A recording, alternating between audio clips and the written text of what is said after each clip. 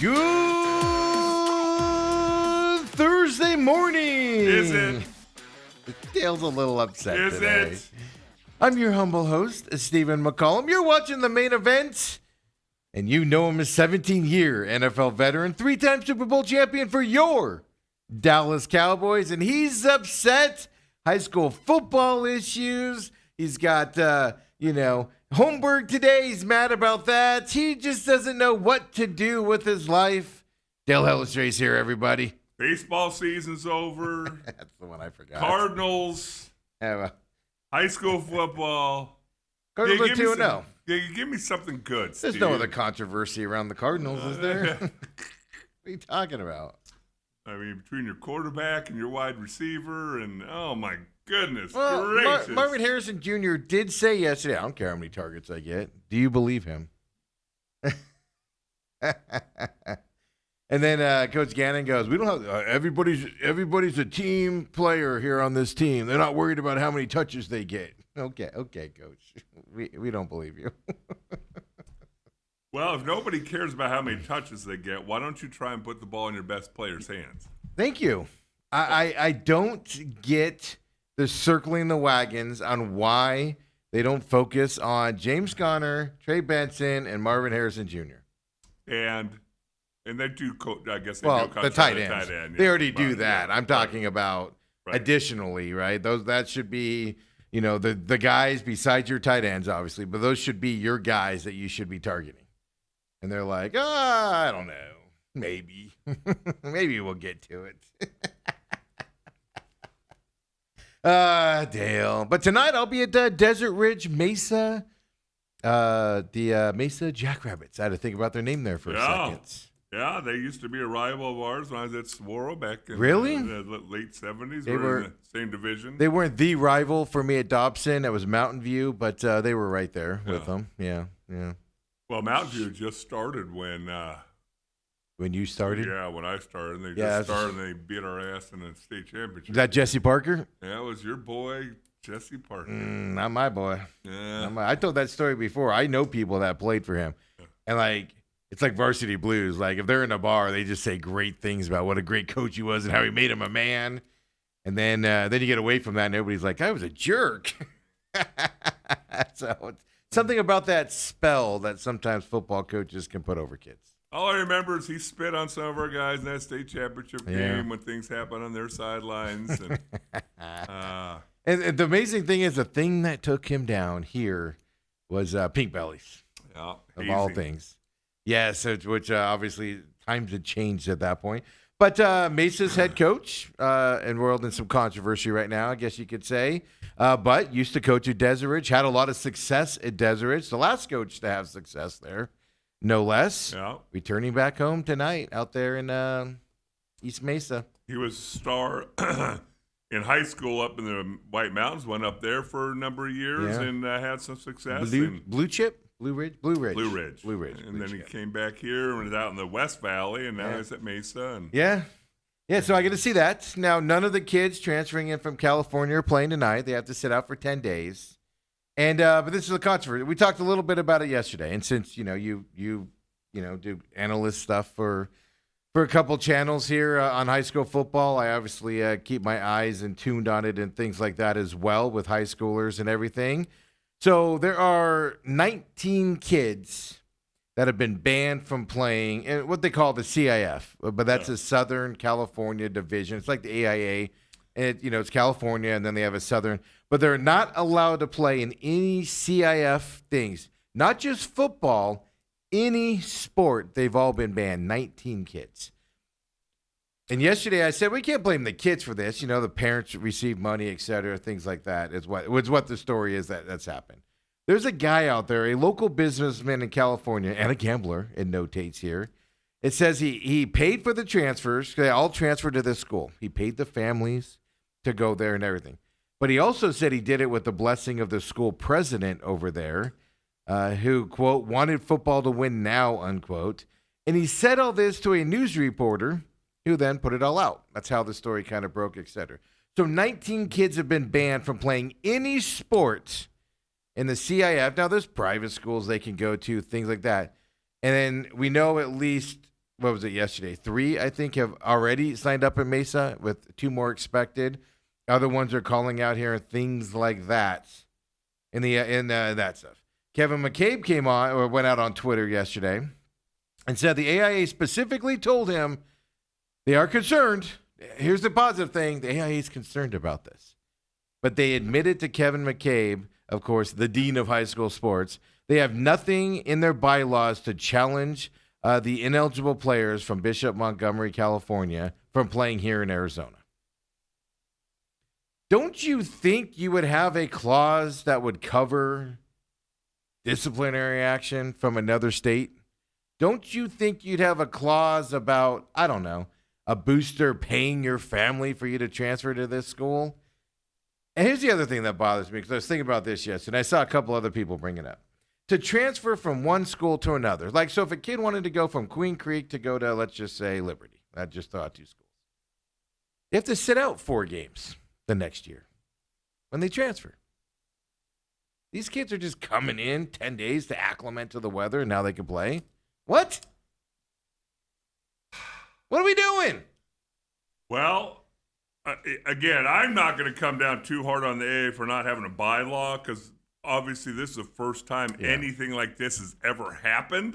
Yeah, you know, they have to have a rule on disciplinary. It's like McDonald's putting caution the coffee is hot. They didn't think they had to put that on the cup until somebody sued them for the coffee being too hot. Yes. Obviously, this will be addressed, but the whole scenario, some dude, I don't care how much money you have, you're going to pay high school kids to go to a high school? Yeah, I mean, isn't the money more invested in college sports? UCLA could use some money, dude. It's just crazy, and the word on the street is evidently they've checked with a number of different schools here in Arizona. I think it was Richard Obert said they'd called 3 schools before that he knows of, and those schools told him they weren't interested this year, stuff like that. What's the thing? Are they going to transfer in, play this year, and then transfer back next year when their eligibility comes back real again next year? On top of it, it looks terrible for high school sports to be in this position. I don't get it. And I'm not, I don't necessarily, I think it's bad juju for the head coach of Mesa to accept these kids in. Because like I said, he's got kids on his team that have worked hard, been there all year, done all the right things. And now you're saying you're not good enough. I'm going to bring these kids in from California who have broken rules, been suspended over there, and I'm going to go with them over you. That's just not a good look at all. And, but I understand why you bring them in. If they can improve your team, I guess, why not do it? But I don't know. It's a ballsy move. I don't like it. So am I going to boo the Mesa head coach all night is the question, Dale. You're not a booer. I'm not. You're not a booer. No. I come on this show and do my displeasure. I don't boo in the deal. It's just an interesting thing. So, it's not like anything's going to happen tonight or, maybe some media will show up tonight because it's Thursday night, et cetera. Will we see those California kids on the sideline tonight is the question. I don't know what the rule is on that. Is there a rule? Yeah, that's the question number 2. It's just you can't have a tough rule on kids transferring within Arizona schools and then have a more lax rule for kids transferring from out of state. That to me is the stupidest thing I've ever heard of. And then you can't tell me that the AIA ever went, we should probably address this. Because a lot of kids transfer to Arizona from other places. Well, when parents get a new job out here, you come from out of state, I don't think you should be punished for that as a kid. Okay. But obviously, this is a different scenario. Well, I mean, the transfer rules are you got to transfer. I guess it's to protect yourself, right? Well, to me, that is schools. From recruiting in state. Yes. And trying to cherry pick guys from other high schools here in Arizona. If your dad is working for Microsoft. Well, but that's where you can appeal it, right? That's where you can appeal it and say, my dad transferred here.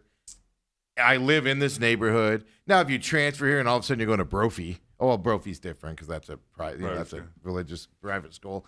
But let's say you transfer here and you live in Chandler and you're like, I'm going to Centennial. Yeah. Then you appeal that and you get your 4-game suspension. But that's why they have the appeal process for those situations. I just don't think you should have an easier time frame to move over. And I just don't. I just It think, looks again, bad, Dale, that let's put it this way. Cheaters, and I'm not going to put this on the kids, you'll put it on their parents, etc. You can't expect high school kids necessarily to make the right decisions on this type of stuff. Their parents are obviously involved in this, etc. So, but you can't have cheaters coming in and benefiting off of the system. Well, again, if you told me, hey, here's a possible scenario that might happen, and you came to me 3 years ago, a number of kids get classified as ineligible because they took money to go to a high school in another state. Oh, we better put a bylaw in our laws for that. I just want, now the AIA doesn't want a lawsuit. I just wonder how this would look in court when you go, they were suspended by another high school accredited overseer of sports in another state. We are going to withhold their laws also on our side when it comes to this. And then fight it through court. Even if the court will take 3, 4, 5 months to go through and the football season's over and it's not a question anymore. But they don't want it because they don't have money, and they're spineless. AIA is spineless. Hey, can you approve my credential, please? Can you approve Dale's credential, please? Mine's already approved. he's got a game on Friday night. Yeah. I don't know. It's an icky feeling around high school, and I've told you guys 100 times. There's a lot of ickiness around high school sports. So they're trying to clean that up a little bit, with the credentials and background checks and things like. There's a lot of ickiness around high school football here in Arizona. I'm sure it's the same elsewhere. Yeah. And this doesn't help the situation. But all we know is Arizona because we're here and we're both somewhat involved and all that. I don't think you have force that. There's so many bylaws in the damn thing already to try and cover every situation that can come up. I don't think you can foreshadow this exact situation. Now, again, Jeremy Hathcock, the coach at Mesa, he could have just went along with everybody else that said, no, we're not interested. And I know. He decided he's going to buck the system. I have multiple levels, and I look at it from the business side. You're right. The AIA might not be able to do anything about it, right? That possibly could be the case. But then that goes down now to the coaching level of, you know what? My kids might not be as good as you guys. You might be able to help my program. But you know what? I'm going to stick with the kids that have been with me this whole time and not bring in some unknown kids that have been suspended outside of that. If they got paid to go to that school and that now they're moving to Arizona and they just moved across the Southern California area to get closer to that school, what are they getting to come here? Isn't that a legitimate question? Well, it's a very legitimate question, but I'm also looking at, there are some strong booster clubs here in the state of Arizona for high schools. I don't believe Mesa's at the top of that list. I don't think so, yeah. No. I'm going to assume no. But yeah, I mean, that's something you have to pay attention to also. It's like, I don't know. It just looks shady on a lot of levels. Yes. By far, the one thing we do know, it's not a good look. No, it looks terrible. Yeah. Now, even if this was, so I was thinking about this last night. If this was college, now you have NCAA rules and stuff to do that type. But remember, like when Dennis Erickson at Oregon State would bring in kids that wouldn't qualify at any other college, but he was able to get them into Oregon State. And remember those uproars and kind of like, it's kind of shady and stuff like that. So it happens at that level also. There's quote unquote bending of the rules to get stuff to happen and stuff like that. It just doesn't it just, and I get it. High school football's changing. Just feels slimy, man. For some reason, it seems like as kids get older, the shady stuff seems more acceptable. You're now down to the high school level. Yeah, well, that's the thing. You're absolutely right. And what are you teaching these kids and these parents that took money to switch schools and now they're suspended for the season from all sports, not just football? They can't play. They can't even do track and field if they wanted to stay in shape this year. That's the level they cheated towards, Dale. And then it's like, we'll just move someplace else. It'll be, again, like when I talk to younger kids and, you know, What are we teaching yeah. them? I always say whoever that stud is in 5th grade or 7th grade or 9th grade or whatever, keep an eye on him. Let me know if he ends up becoming anything. I don't know who these kids are. I don't know. Obviously, somebody thinks they're good players. We have their names because the CIF published their names and said they're suspended for the years and stuff like that. We don't know which ones specifically are going to Mesa yet. I don't believe. I haven't seen anybody publish that. I'm certainly not going to out high school kids on this. No. I don't put any of this on the kids. You're teaching the kids a terrible thing. You're teaching them to cheat, lie, and steal to win and get what you want. But this comes down to parents, coaches, principals, boosters. The adults in the situation. Yes, that's what looks shady on this side. What are we doing? Take a step back for a minute. And see what's going on from that side. Yeah. And why do they all choose in Arizona? That's what I want to know. Stay closest to California. Well, you got Las Vegas. Maybe they're not good enough to play at Bishop Gorman. Oh. There's other high schools there besides that. Well, I mean, you have to have a place to go. Well, let me put it this way, Dale, without being an ultra negative here, which is going to come out ultra negative anyway. We're a little bit more relaxed here when it comes to things. Let's just put it that way. They're making this move to Arizona because we allow them to make this move to Arizona. Other states, shut it down. California said you cannot play in our state for this year. And Arizona's like, yeah, come on over. We're allowing it to happen, and that's the bad part. Here's the worst part as well. Long Beach Millikan players, 8 of them suspended from playing in California as well. The CIF over there in California, they have a transfer portal in California, by the way. This is the thing I've learned. They have a transfer portal for high school kids. Some Long Beach Millikan players have been suspended because of transferring. CIF is clamping down on transfers in California.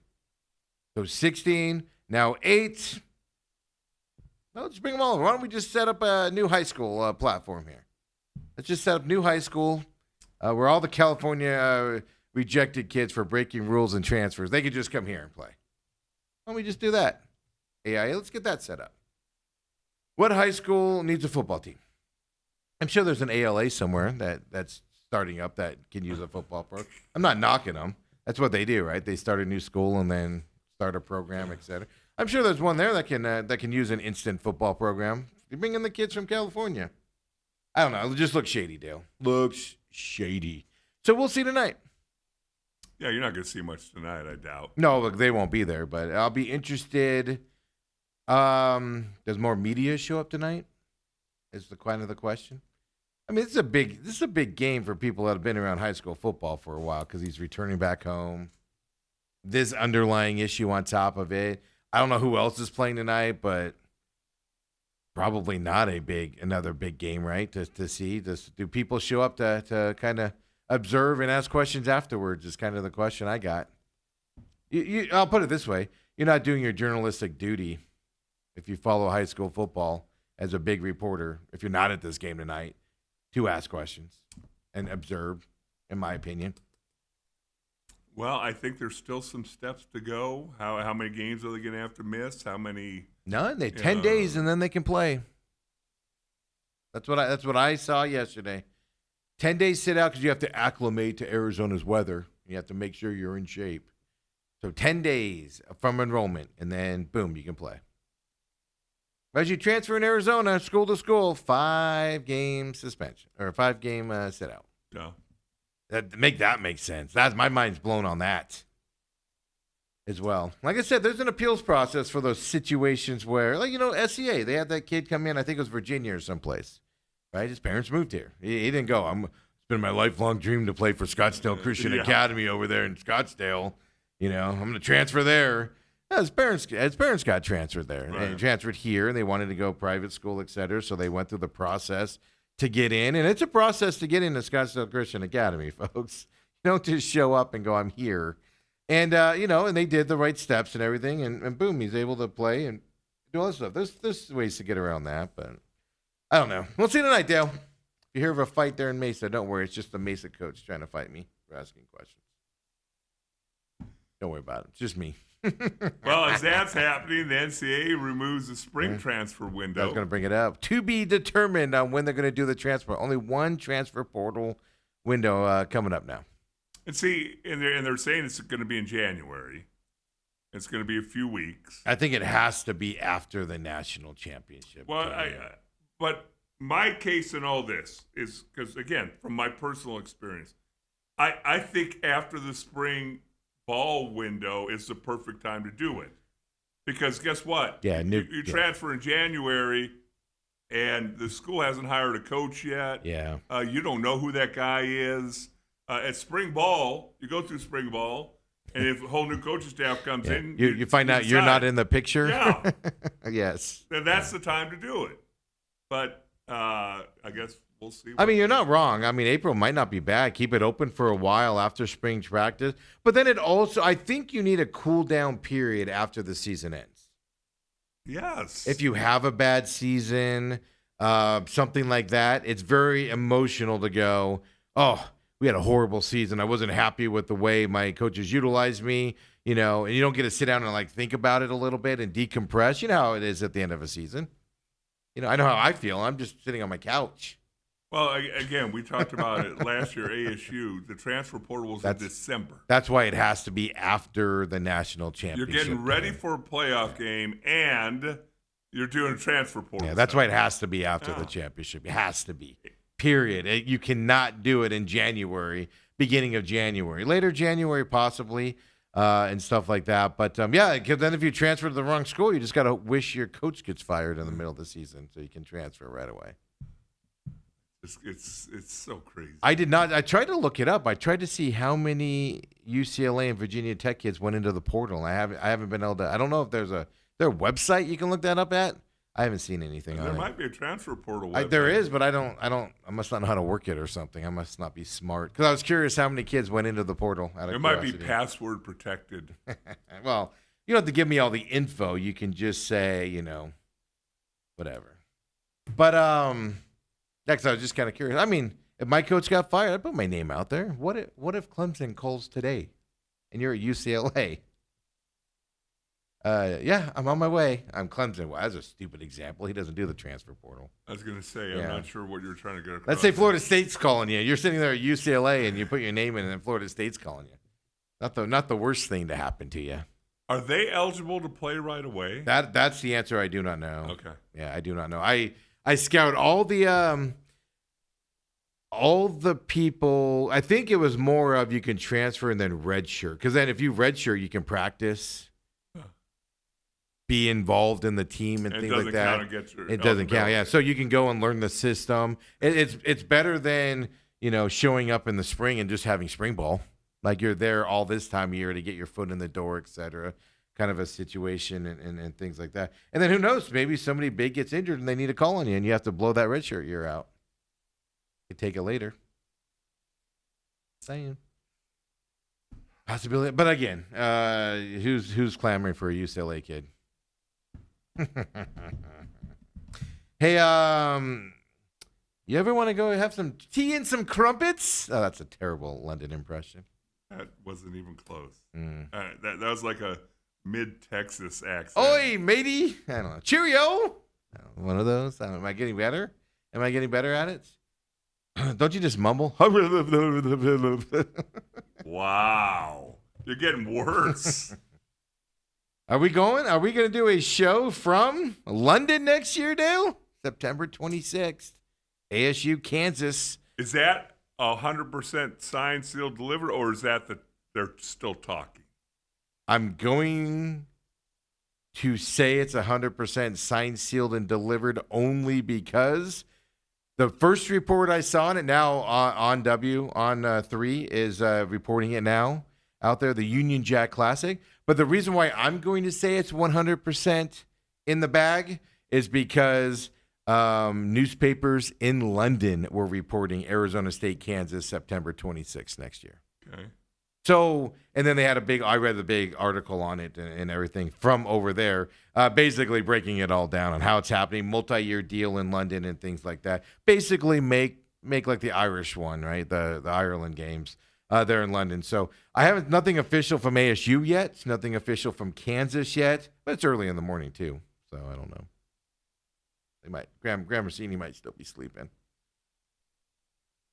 What time do they practice? They practice at like 9 or something. So you might be sleeping still. I think they practiced earlier than that. But yeah, so yeah, London. Are we going to London, Dale? That depends on the higher ups, meaning you. I have to make that decision. Hey, just so you know, though, I will not fly coach over there. I need at least business class. You know what the beautiful thing about it is? I will fly coach, set everything up. I'll be there on site, and then you can just do remote from here. Well, One thing I do like about it, September 26th is the date that they have for that game. Why would I like September 26th? I was just trying to think. It's not the first game of the year. It's a Big 12 matchup. ASU is having a lot of their SEC competition back out of their future contracts because, SEC is afraid of the Big 12 when they have to play 9 conference games. We can't have an extra hard game in there. We have to drop Southern Missouri Tech State. So they're ducking ASU so they can keep Southern Missouri Tech State College. But I like it because it's later in the year. I like it and I don't like it because it's later in the year. Because now you're going, I'm going to assume you have a bye week, either week of or week after. Well, that's the thing. But you have a couple games to get ready for it. Is Kansas State's slow start to the season, does that have anything to do with flying overseas? I'll tell you this, their fan base is saying it is. People are talking about it, and that's a kind of a built-in excuse. Yeah. As a guy who's done that a number of times over my career, I don't think it should affect you. Yeah, a week or two later. 1 hour. No. Well, I think losing the first game of the season can affect your team if you're not mentally strong. We've seen that a lot. We've seen that a lot over the years.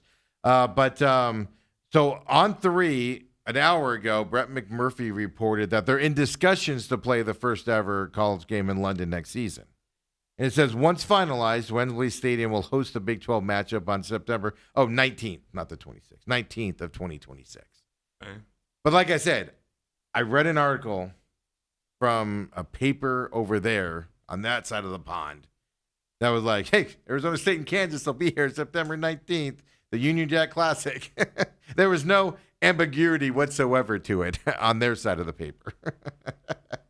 Maybe you have to be a little bit more cautious because, like I said, no official announcement from ASU or Kansas or Big 12 or anything like that. So maybe you have to say that the discussions are still going on and stuff like that. But London next year, maybe. I'd rather go to Ireland than London. London's a dirty, dirty place. It was pretty cool about 20 years ago. A dirty, dirty place. I'm not. I would just do a remote. You can go over there.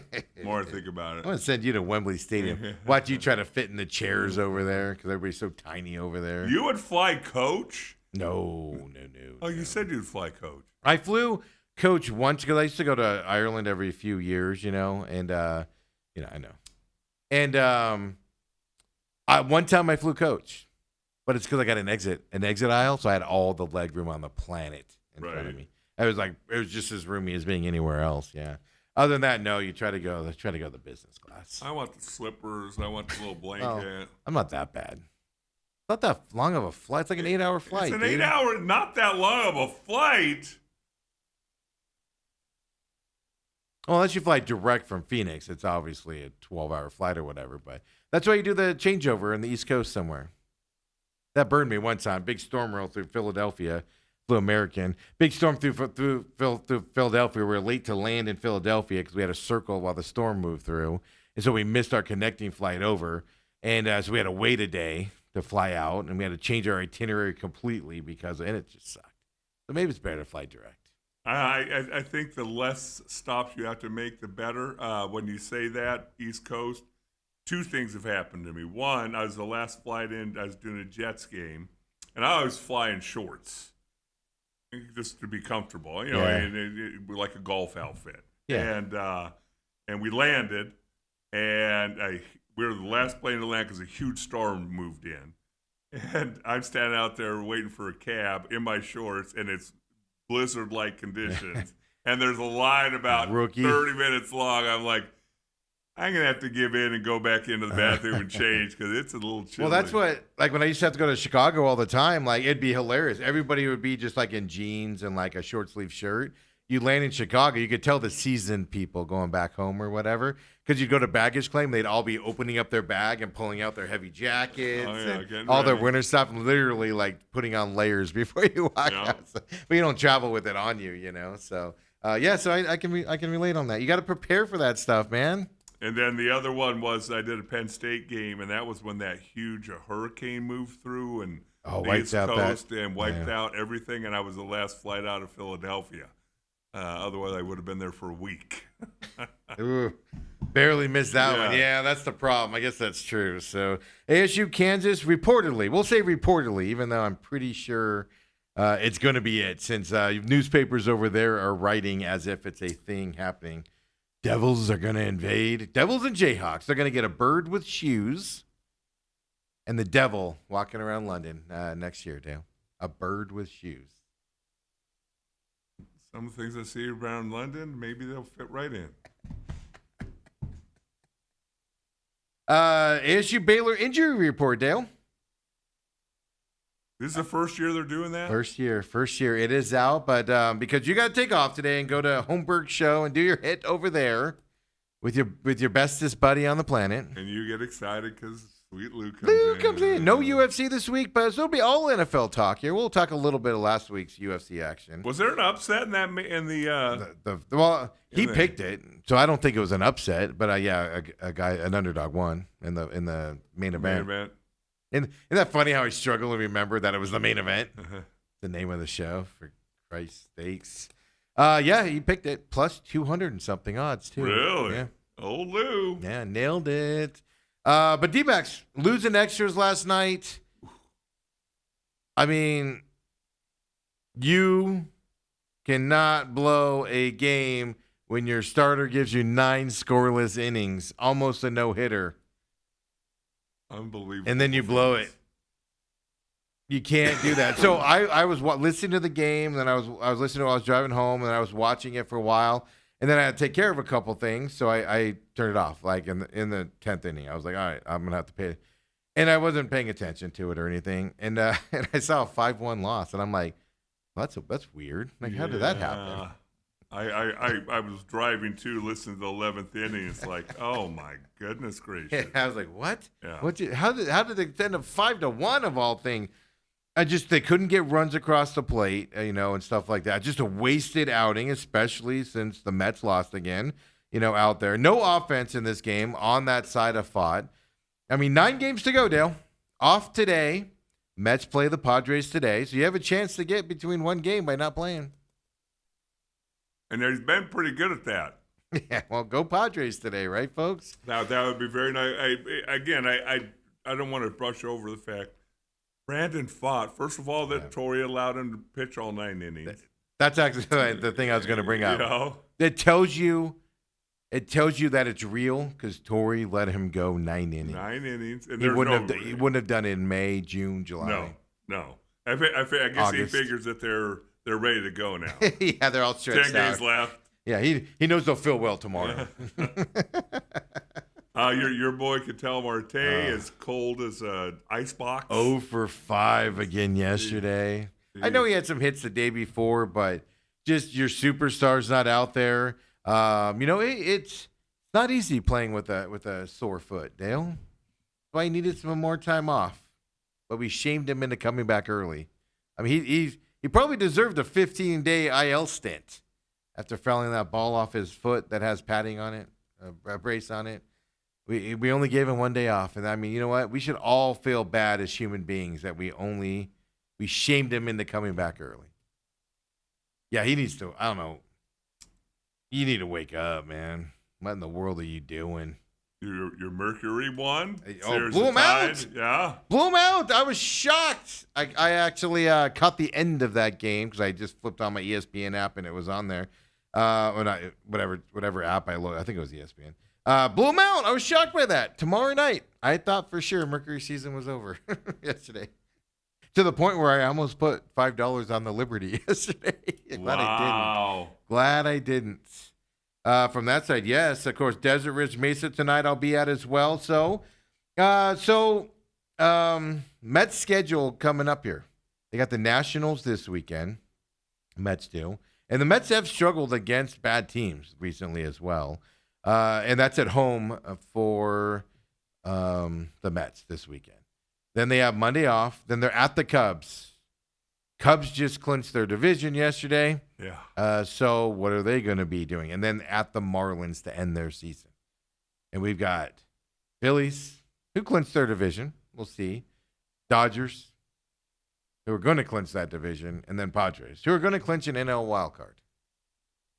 The schedules are diametrically aligned to be even Steven, but again, weirder things have happened. Well, 100%. And keep putting pressure on the Mets, man. Make them falter. Here, the other side, it's at Cubs and at Marlins. So, whereas the Diamondbacks, Dodgers and Phillies are at home. Okay. So that gives you a little bit more ease there going to it. Look, just go out there and get 9 innings out of your starter. You can't lose those games, right? Wow. Come on back, folks. Dale's taking off. Going to go hang out with his other buddies out there, of course. Uncle Lou's coming up at 9 o'clock. I'll get you through here. I'll show you the first injury report of the season there for ASU and Baylor. ASU actually has some big names missing this weekend that they need. Baylor's an air raid offense. Why is air raid still a thing in college football? That's what I want to know. Why is it still a thing? It should have gone away with the guy that created it. I love that man. I miss him. 6 years ago, the other day, was when he did his mascot, Pac-12 mascot face-off. I miss you, Leach. I miss you, Coach Leach. Come on back, folks, the main event.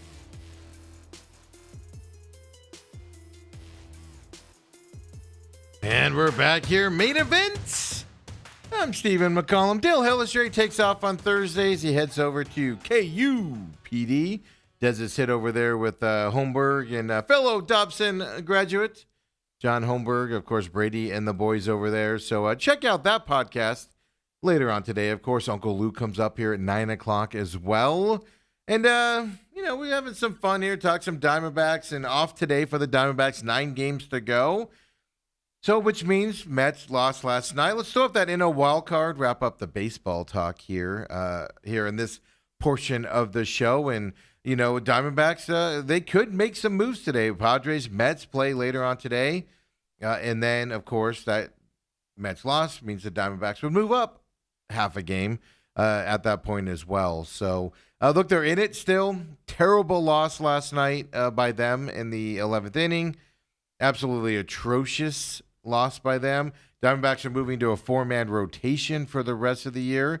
Sismat, as you saw last night, unfortunately, pitching out of the bullpen, moving forward. So this team is making their changes necessary to move off and try to make this playoff a push here coming up. Day off today, Phillies for 3, Dodgers for 3, then off Monday, then Dodgers for 3, and then finish the season with Padres. Mets have the easier schedule. This could be interesting here coming up because the Mets, they're playing the Padres right now, but 2-8 in their last, 10? If I can do the math, last 10. But I mean, the Mets schedule, this is their Mets schedule just in September. At the Tigers for 3. Then they played at the Reds, who are in a playoff hunt for them. At the Phillies, then the Rangers at home, who are fighting for a playoff spot. And then the Padres right now. The Mets' schedule has been hard this month. It's about to get easier with the Nationals and Marlins, and then the Cubs mixed in there. But we don't know what he's going to get for the Cubs, as I said. Cubs clinched that division. Clicked the playoff spot, I should say, officially last night as well. Not their division, their playoff spot last night there, as you see. The X next to them. out there on their screen as well. So this is going to be interesting to see. We'll have to see how it goes. You cannot, it's just basic. You cannot waste an outing like Brandon Fogg gave you yesterday and expect to stay in this with the no offensive side of things from your Arizona Diamondbacks out there. We were also talking college football earlier with Dale also. And I'm not kidding. Big 12 has an injury report. Conference games only. That's why we haven't seen it yet. So Baylor, ASU, injury report came out yesterday. We had been given a heads up beforehand. Kenny Dillingham talked about Alfred, for instance, the defensive back. Moss, the receiver. So we kind of knew they were going to be out this weekend. But they do an official injury report now. So let's throw that up for you. I also like the format that they put out on it. It's a very nice format that they do here. There, the big names, Alfred out this weekend. Why is that a big deal? Well, one, he's one of your better defensive backs out there. But then two, air raid offense here by Baylor coming into this game. And you need as many guys as you can. They like to throw the ball around, lots of movement from that side. So you lose experience and you lose the other side. You lose the experience and you also lose the depth that you're probably going to need as that game goes on. 4:30 kickoff on Saturday. And then Moss being out as well, wide receiver. On the wide receiver side, we need somebody to step up a la an opposite Jordan. Absolutely have to have somebody step up over Jordan. And Moss, you're hoping could be one of those guys and at least deflect some stuff. So those are two big losses there for Arizona State. I do look at the difference here, and this is the thing that caught my eye. Now, the question I have is this. I mean, everybody's dinged up this time. Even Kenny Dillingham yesterday said a lot of dinged up players. Look at the difference. This is what I need to know. In the NFL, you have a specific set of guidelines you have to report. So if a guy has an injured finger, and he's going to play, it goes probable. If a guy has an injured finger and it looks like he's not going to play, you have to go doubtful, right? There's a specific category you got to put guys in. You see the names on Arizona State's list? Is Baylor not putting some fringe guys on the list? Guys that are probably going to play, but not there. Are they not putting them on the list? And ASU is putting them on the list? Because there's a lot of name differences there. Is there that big of an injury difference coming up with this deal? So that's setting the stage here for 4:30's kickoff on Saturday, of course, down there in Waco, Texas, folks. And I saw a guy on Twitter yesterday, a guy that I follow and I know. And he's like, I'm thinking I'm going to drive down to Waco for this game. How far is Waco from Phoenix is my question here. Like, because I know El Paso is what, 11 hours? So, you got to leave pretty early on Saturday morning and then drive back. 15 hours is what my computer's telling me it is right now to Waco, Texas. Whew. Wish him luck if he drives that. Wish him luck. People are getting excited for this game. I know there's a lot of people reserved for it as well coming up. But this is in terms of the early season side of things, this is the beginning of your season. You lose in Waco, you lose 2 games, you have no margin for error the rest of the season. 0 margin for error the rest of the season. You've still got to go to Iowa State. You got to go to Utah still. 0 margin for error if you lose this game if you want to be in the Big 12 championship hunt. How many fans, casual fans that have jumped on the bandwagon this year are going to jump off if they're not in the Big 12 hunt? A lot of them. This is a big game overall for this team. I think they're going to lose 2 to 3 games this season. I think they're going to come later in the season where they're going to lose the other 2. But Waco is a big test here. If you lose this one, changes the whole outlook on your season with this team. And you do have to start to worry about the psyche of this team if they go to Waco and lose and have 2 losses earlier this year as well. So it is a big game this weekend. Something that came up, and we'll talk a little bit more. I'm going to save this story, but I want to kind of prime you guys for it. I'll save it for tomorrow with Dale. College football, right? We know the transfer portal. Guys going to the transfer portal. Some guys, right, from New Mexico, for instance, New Mexico State, They have good seasons at that level. They want to move up, take advantage of their play last year and advantages and move up to a bigger school, right? Things like that. Take Utah, for instance, right? If you're not following Devin Dampier, of course, local kid, and what he's doing at Utah so far this year, they have a big Texas Tech game this weekend at Utah, 9 a.m. on Saturday. You know, he transferred from New Mexico. But the interesting thing about this, and I didn't even know this was happening either, we're seeing more combination transfers. Not two players that want to go together. No, not that. Quarterback, offensive coordinators transferring at the same time. I didn't realize this is happening. We're seeing more of it now. 4 programs that are having success this year, they acquired a quarterback and an offensive coordinator over the last 2 years. 3-0. Every team that did it is 3-0, by the way. Now, Michigan State has Aiden Childs and the offensive coordinator, Brian Lindgren. They came from Oregon State, but that was last year. So that was the first one that's notable here as well, right? To move over to Michigan State. And they went with Jonathan Smith, right? Who was the head coach at Oregon State. So that made sense of a move, right? But this year, Oklahoma, who's ranked number 11, they took John Mateer, the quarterback, and OC Ben Arbuckle from Washington State. They transferred as a team this year over there at Oklahoma. Vanderbilt, number 20, signed Diego Pavia and offensive coordinator Tim Beck from New Mexico State. That was after the 2023 season. And look at Vanderbilt's 20 now. They won over the weekend and moved up there. So 2 previous ones, right? Oklahoma this year. And then Utah, 16th ranked Utah. Devin Dampier and offensive coordinator Jason Beck transferred from New Mexico this year. You're going to start seeing more and more of combo transfers. Offensive coordinator positions. Hey, if I come here, I can bring my quarterback with me.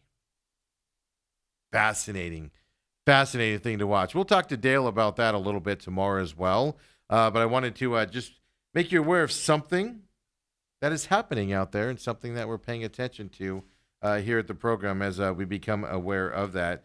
Of course, we talked about Mercury forcing Game 3 Friday night, 6 p.m. here in Phoenix. For you basketball fans over there at the PHX Arena. You know, elimination game. Blowout in Game 1 for the Liberty. Blowout in Game 2 for the Mercury. What do we get in Game 3 is kind of the question coming up. I did say earlier I'll be at Desert Ridge Mesa game tonight out there at Desert Ridge. So it should be a good time out there. Hopefully. We'll see. Desert Ridge has struggled here under their new head coach. And it's a young team. Desert Ridge is a young team this year. A lot of graduates last year and things. So, we'll see how they turn around and come back for them. From there, they played Centennial last week, and it was 77-6. They had like 10 rushing yards. Desert Ridge did things like that. And you've got to build up the program. That was pretty bare with the graduating class and that there at Desert Ridge. So we'll see how that goes tonight. We talked about that at the beginning of the show with Mesa's head coach and what they're doing over there for the Mesa Jackrabbits. Hey, Chiefs-Eagles ratings were through the roof, last weekend. 33.8 million viewers watched the quote-unquote Super Bowl rematch last weekend between them. 33.8 million viewers, folks, for that Chiefs-Eagles game. That's crazy. That was a record, by the way. And that was just a late afternoon game, right, on Fox. It wasn't the Sunday night game. It wasn't the Monday night game as well.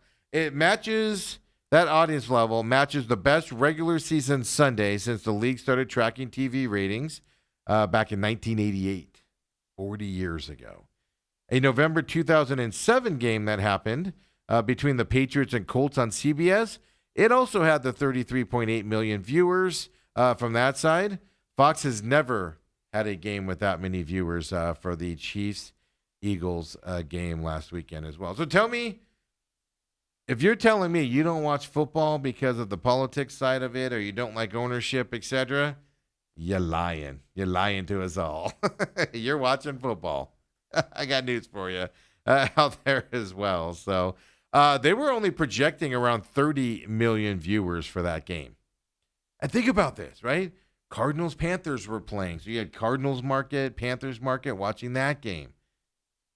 extrapolate that out. How many people were watching football in that late window on Sunday, folks? Football's king. I understand a lot of people don't watch it, because they don't like sports in general. But if you're a sports fan, you're probably at least have the game on and stuff like that as well, things. So the other two games on, by the way, were no other games were on Fox. That was the only one. But CBS had, of course, I told you, the Arizona Cardinals game in Carolina, and then Denver, Indianapolis were the only other two games on CBS. So you kind of filtered into that game if you wanted to watch it as well. So the other thing is, Nielsen measurement modifications have occurred, folks. Nielsen's adjustment, they adjusted their big data and their panel numbers here, right? So it more accurately captures viewership on digital platforms. Digital platforms are still kind of struggling to be measured in things. So if you're watching it on the Fox Sports app, for instance, and not on regular Fox television, in the past, they didn't really count you as a number. We saw that with NASCAR this summer. It was on TNT. But if you watched it on HBO Max, your number didn't count on the ratings. Only the TNT one did. So, they have a hard time doing the digital side of things as well. So they've improved that a little bit as well, which probably led to a lot of the uptick, right? The surging here of these numbers, for this game and stuff like that. So they've probably been getting those types of numbers for a while for those big games, and they're just kind of sitting on it as well. The other thing is the Commanders are one step closer to returning to D.C. coming up here. I'm excited about this. Where the RFK site is there in D.C. is a fantastic place to watch sports. It's easy to get in of. It's easy to get out of. They're kind of giving that as well, but the Commanders have final approval for the D.C. return there and build their stadium at that old RFK Stadium site there as well. $3.8 billion facility is going to be built there as well. 9-3 vote there by the D.C. Council as well. So it's coming. Get out of the dump that is FedEx over there in Maryland. I'm not bashing Maryland with that. I'm just saying the stadium. And it's far outside of D.C. This is in D.C., right off of freeway access in. And my favorite part of RFK always was when you leave, you literally get right on the freeway. There's only one way to go, and it's on the freeway. And you don't even have to stop at a light. You just exit the parking lot onto the ramp. It's beautiful. I don't know why they don't build more stadiums like that. Hopefully they keep that side of it as well as kind of the question mark. So just a couple of news and notes for you out there is Major League Baseball calls off the London series for 2026. They say they have scheduling conflicts. Of course, earlier we talked about Arizona State, Kansas. Reportedly, they're reporting it like it's fact over on the other side of the pond. Over here, it's still being saying they're negotiating still. Arizona State, Kansas, playing over there in London for football next year. September 19, 2026 is the reported date. And Major League Baseball had to cancel that London series for next year because of scheduling conflicts. Interesting. And what kind of scheduling conflicts do you have?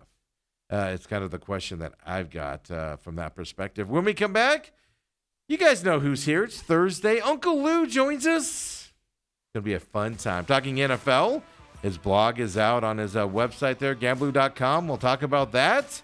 Talk a lot of NFL. We'll look back at last week's UFC. No fight this week coming up. Next one is Australia on the 27th coming our way. And then they come back for a numbered fight in Vegas after that for another rematch for a main event. Get all that in with Lou's coming back. The main event, boom.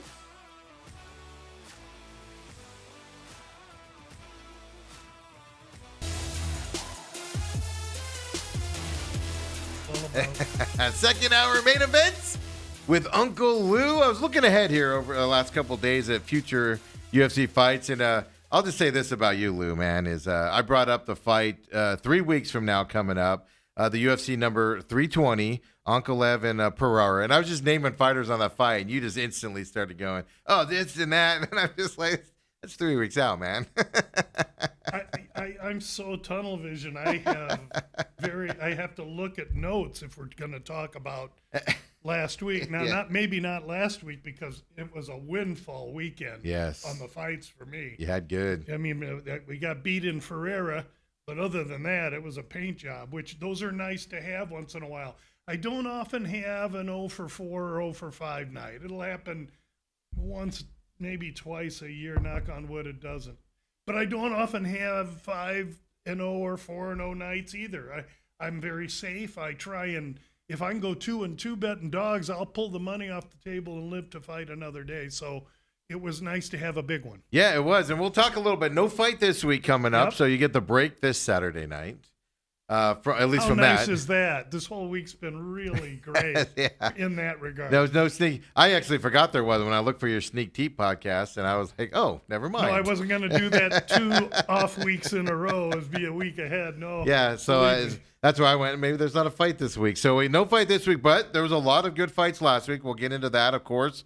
A lot of NFL talk. Your blog on your website talks NFL stuff as well. And you kind of hit on a few of the notes that I had for you today in terms of NFL questions. So kind of on the same page on that side. And then, of course, Lou, tell everybody where they can find you for the people that are just tuning in, catching us and everything, because we do have an Australia fight coming up, which means we do get listeners from that part of the world awesome. when we get closer to that. So let everybody know where they can find you. There are listeners to the podcast, the Sneak Teep podcast I do, which is an opening line report for UFC fights. And I have listeners in Oceania, New Zealand and Australia. And with the Perth fight card coming up, you're right, maybe that gets boosted if they join here. That's awesome. So I am a sports handicapper. You can find me at gamblu.com. I really try and bring a modern business perspective to sports investing. And by that, it means I serve clients. I don't serve myself. That means that I don't work every sport, and I won't tell you what time the sun's coming up tomorrow for a bet. But if it's UFC, NFL, hockey playoffs, or College World Series, then I will have strong opinions. I try and narrow focus to increase expertise. The Gamblu webpage is there. You'll find daily blogs in the white area on top. You'll see the tabs there. Those are the keys to the webpage because you'll find out about me, the sports I work, but most importantly on the far right, the San Xavier Mission, the oldest mission in the United States, located just south of Tucson, Arizona, a couple hours south of us. They're doing really good work down there, and the Gamblu webpage is a regular contributor to the San Xavier Del Bach mission. We encourage others to consider it too. There's a link right there in red that you can go right there should you decide to share a little bit. And in this day and age, sharing's always good. And Steve every week allows me to talk about that webpage, and I really appreciate it. Thank you. Absolutely. It's my pleasure for that side. I care more about that than I do your insights on the gambling side, to be honest with you.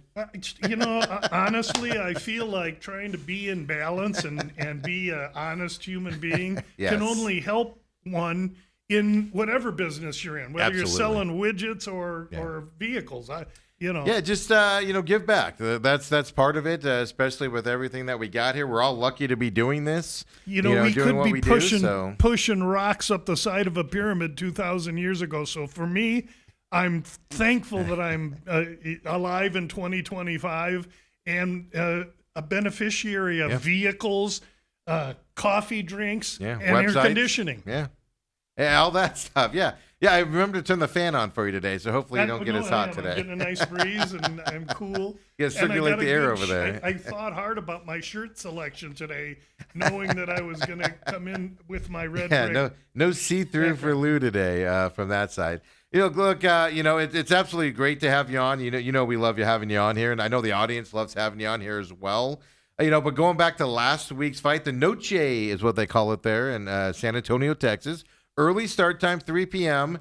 I mean, let's talk about it. Ferreira, you were high on him going into this fight and everything against Hernandez, and Ferreira, went down in round 2 in this fight. What happened? Yeah, what was the disappointment? Yeah, I think he was looking good early in the fight. Maybe the more emotional of the two fighters, and that's never good. And in this case, the bottom line was, and what Hernandez, his opponent that knocked him out, said was he felt disrespected through the course of the week. And, it's bad enough that you have a world-class UFC qualified opponent in the cage next to you, keep your yapper shut and don't motivate him, for crying out loud. Doesn't matter what the colors are. At the end of the day, it's a black, meaning that's a loss. We lose our unit on Ferreira and move on. Fortunately, we had all kinds of other winners that you're going to have to remind me of, because I don't remember. The one I will say is the main event when we we'll talk about, because I have a lot of questions on that, especially afterwards and things like that. But then Santiago Luna, Quang Lee in this fight.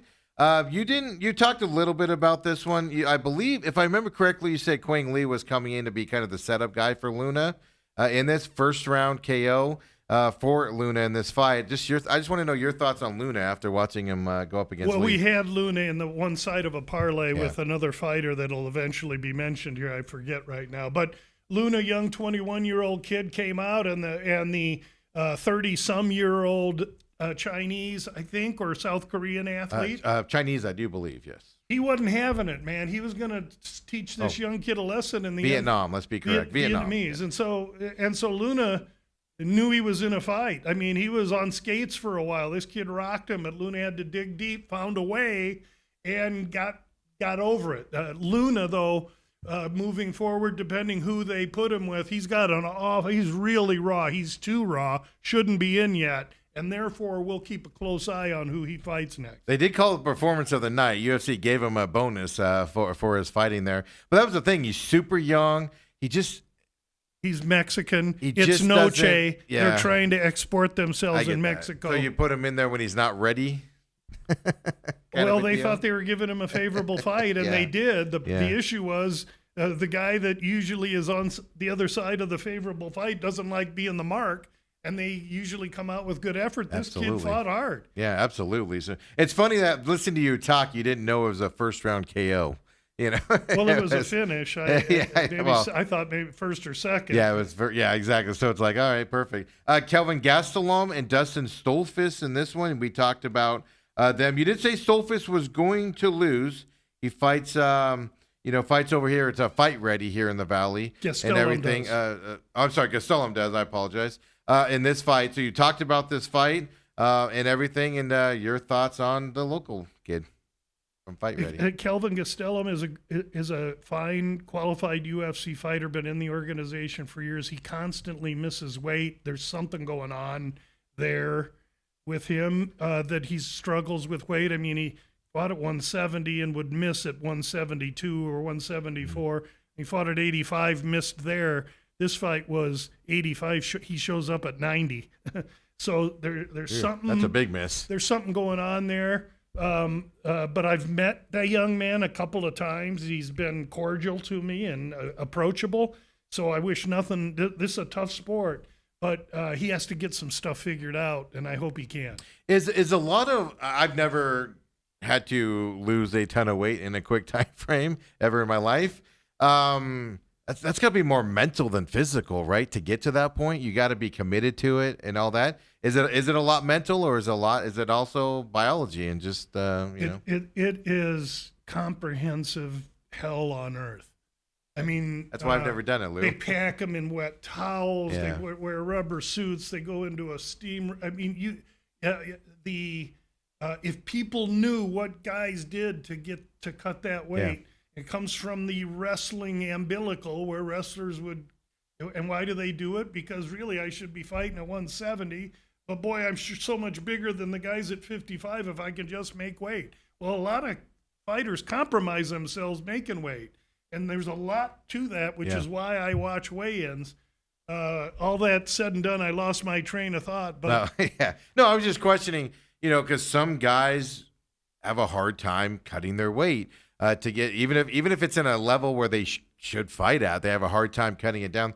And I just always wondered if it's more of a mental thing where they're just not mentally able to make the sacrifices and go through that process. Because I don't think a lot of people probably think you just stop eating, and you just eat orange slices for a few days, and it's a bigger process than that. Way different. Then you got flight. So now flying puts water in you, it retains water. Now you got to deal with flights like these people going next week to Australia. Mm-hmm. When did they go? They go Sunday and stay a week? That's different than arriving Thursday, fighting Saturday. So, that, again, all stuff that I track and follow. But at the end of the day, the cutting weight thing is a serious deal, and you got to know how it works. And I spent a lot of time paying attention to that. Yeah, absolutely. The next fight I wanted to bring up to you, Rob Font. You were kind of high on him last week as a favorite going into this against David Martinez. Unanimous decision for the Mexican fighter, Martinez. Man, I'm glad I didn't bet this one because I liked the price on Font. He opened You did. 175, 180. He came all the way down close to pick him at fight because they were steaming the Mexican kid, rightfully so. You don't beat Rob Font unless you're very good, and that was a fair decision. He did beat Rob Font. That was an impressive showing by the young Martinez on Noche, Mexican heritage, Mexican fighter, and he showed well. I think you said Rob Font had never been knocked out. He was the fighter that had never been knocked out. Never right? been knocked out. That's And correct. and then for the Martinez side there, it ended up going to unanimous decision in that fight. Because I remember I wrote down here I had Font at -130, and then I had decision, and I had put almost guaranteed just Well, because of the. Font plus the 3.5. Now you'd have Yeah. laid a huge price, Yeah. but that would have been maybe not. It was 29-28 on all. I know, and he came down even more. I know closer to fight time when I looked at it. I didn't, from that 130, but that's what it was last Thursday. So Font's 37-38, probably going to be not title relevant, but he'll be gatekeeper relevant for a while. Okay, perfect. And then, of course, the main event here. We'll talk about the fight itself first. Diego Lopez against Gene Silva. Lopez gets the win. You called this one. You were really high on him going into this fight over Silva. Yeah, and after round one, I was walking around beating my chest like King Kong walking through the house because I was so right. And then a minute into the second round, I was curled up in the fetal position, scared because Silva was kicking the crap out of Lopez. Yeah. And the second round was going really, really wrong for Uncle Louie and Diego Lopez until Lopez took advantage.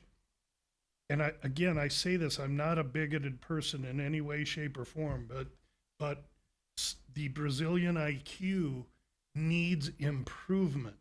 Yes, every single one of them that fight shows and displays terrible mistakes at times. And in this case with Jean Silva, he was so eager.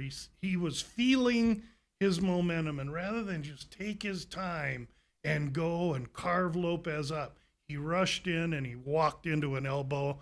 And now the history changes.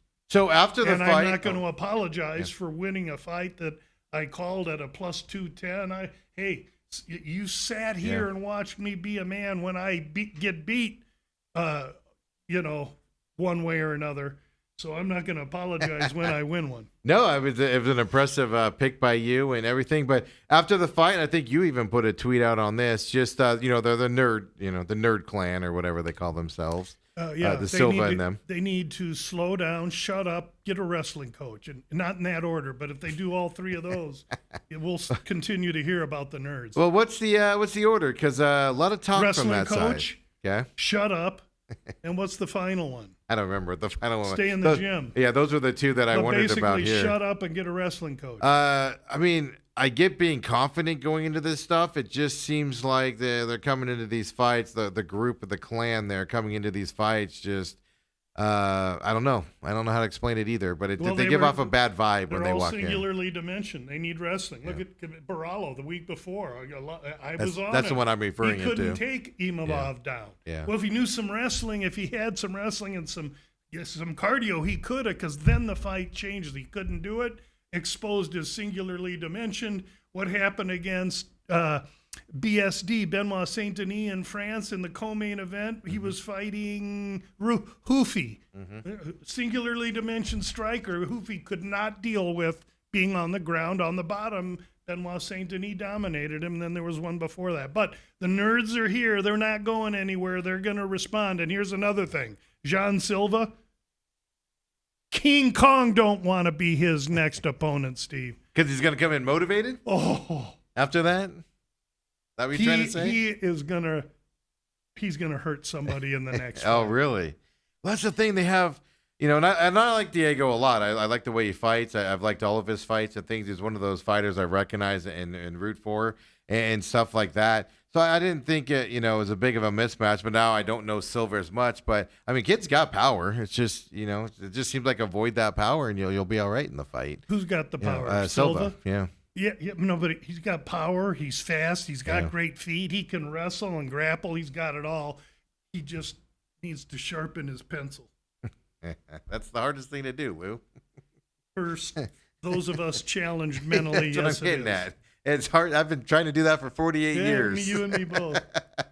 So that was the fights last weekend in San Antonio. Great fight card. I thought that was really fun. Super fun. They put it together really well. I thought the fights were good overall. Now we get a week off here, for this weekend. You get the break. Then we come back. Australia, Perth, Australia, which traditionally has been great fights down there when they've gone to that area of the world. Oberg Reyes will be the main event here coming up this weekend from that fight as well. And that these are the ones that crack me up because they're doing it 7 p.m. our time as the main event card, which is what? Doesn't matter. Those It's people in 5 a.m. Australia going to show Australia. up for fights if they're on the top of a parking garage at 2:30 in the morning. That's a great. The Oceania crowd is great. They're all about it. It'll be a great atmosphere. And I'm trying to think that because my weigh-ins will probably be sometime Thursday night or midnight Friday morning. Which I really like because it takes a lot of pressure off me Friday morning to not have to watch weigh-ins, create the podcast, and then put it out. Now I can do a lot of that on Thursday night, go to bed, and do it Friday morning. Yeah, and then put some thought behind it, right? Then you can make sure you think about it a little bit more and see what you see. Believe me, there's plenty of thought behind it. Although, Lou, I was trying to make it sound like you're just going to be up all night taking notes and everything. No, but I spend all week on this stuff. Yes. To me, that's enough. Absolutely. So that's coming up next week as well. And then, of course, you also talk a lot of NFL. So when we come back here, the main event here on this Thursday, let's get into the NFL action. Your blog is about the NFL. You hit on a couple of things I was going to ask you about this week And I as well. started slow in the NFL, and I don't mind addressing it's a long season, but I mean, my gold contest, I'm 4-6. That's ahead of the norm, but not what I wanted. Yeah, absolutely. And I think that's a byproduct of the beginning of this year. I wanted to ask that a little bit. So we'll talk about that when we come back with Uncle Lou here on the main event.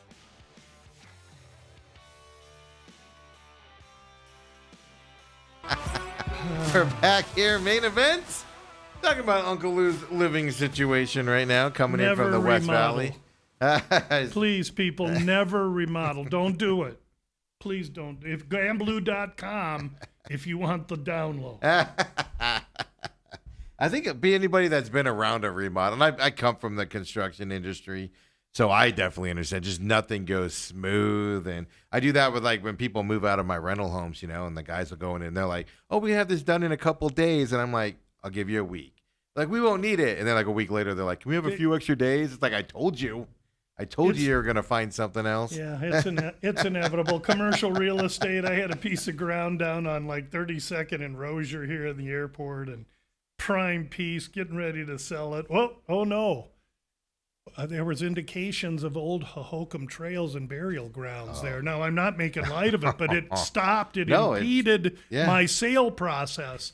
And really, the point of bringing that up is that it's always something that's going to stub your toe, and you just got to understand it's part of the deal. But I'm thinking to myself, I could have just gone and been bewitched and just said, let me move in all my stuff. I'll pick it up from this house, and I'll move it into that house. How nice. Well, I can't do that now, but I would encourage all you other people to think You should just do what Dale does. Move every couple of years because you get tired of the house you're in, and they just sell that one and move into another Well, that's one. Mrs. Hellestray, I'm sure. Dale ain't calling no shots over there. It's like every time he's More he's than moved I a couple times since I've known him. Steve's not married, so he gets to call shots. Yeah. Well, no, I got kids. I'm stuck where I am. Trust me, Well, I'd and love. you have a significant Yeah, relationship. but it has nothing to do with. Well, you don't call shots there. Yeah, either. I have a huge. I mean, a huge house for me. One person with two kids part time and a dog. I'd like to downgrade it. I would. 1-story place, but I can't. It's not worth it price wise. And then No, it isn't. You're and then gonna with the make kids great in their on neighborhood, yours I have and- to stay there, and it's just Yeah, like, no, I get it. No, I just stay in your house. oh, it's so bad. I know. But anyway, life problems, right, Lou? Yeah, I mean, remodeling your house, it it could be worse. I keep saying to myself as I'm driving all the way in every morning at 5:30, hey, I'm not in the hospital. Yeah, that's I'm true. not in prison. I'm away. So I'm away. hey, listen, so I can do it. So that's the mental prep. Yeah. So Yeah, you have a job. Unlike there's some people too many out there. things to be thankful for. Where we live, I got a place I can take my dogs to run in the morning without a leash, and so there's too many things going right for me to whine. And so let's quit whining and start chiming in on a little bit of NFL. Yeah, How about I mean- those 2-0 Cardinals? Yeah, well, what are your thoughts on the 2-0 Cardinals since you brought them up? I mean, I know you're not the fan as like I am, and a lot of the listeners are out there. And like when ASU played NAU, you came back at me on Twitter and said, "Who cares? They're 1-0. Who cares how they played?" And things like that. Cardinals aren't perfect, but they're 2-0. What can you say about that? It's all about the record, man.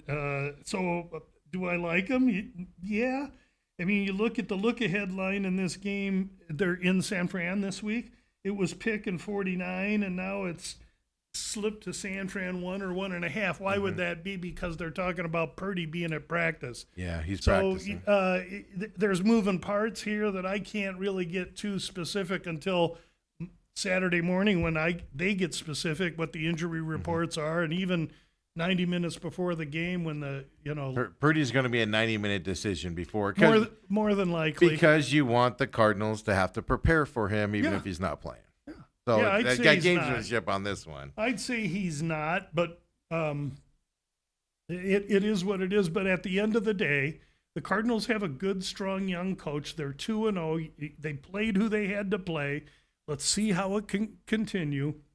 But I have way less aversion to the team now that it's my opinion that Murray is trying his hardest and being a professional. Yeah. And with the leadership that he and that head coach can create, let's see what they can do. But boy, they could get away with a win in San Fran and be 3-0.